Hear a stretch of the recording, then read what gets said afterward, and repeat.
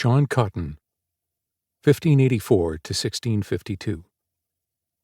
New England Leader. A bell's solemn ring rolled across the field, stopping John Cotton's long strides. His heart leaped with joy. He knew whose death the bell tolled, William Perkins, so revered by nearly everyone at Cambridge, everyone but him. He smiled in grim satisfaction and walked on with a lighter step. At last he would no longer have to hear that man's convicting sermons about the state of his heart. As Cotton crossed onto the college green, a student hurried past him. "What a terrible loss!" Cotton composed his face and nodded. "A sad loss, indeed." The young man's eyes shone with tears. "No one has ever done so much good for Cambridge as William Perkins. His influence has changed the entire university." He hurried off to join a mournful crowd gathering near the church.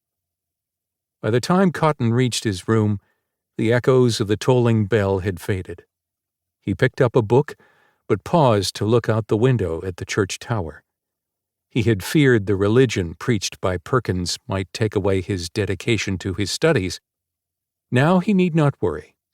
His mind, so besieged by those sermons, was relieved. His academic career was safe. He ignored his thoughts and opened his book.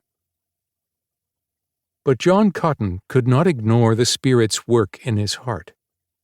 Before long, he found himself drawn to the sermons of another college preacher, Richard Sibbes. This Puritan taught that loving God with your heart was far more important than simply being a good person.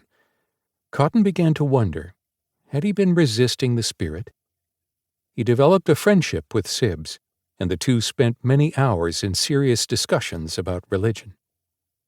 For 3 years, Cotton struggled with his feelings. He felt torn between focusing on his career or his faith. He was not only an excellent scholar, but also a popular lecturer at Cambridge. Well known for his witty rhetoric, students often responded approvingly to the worldly wisdom in his speeches.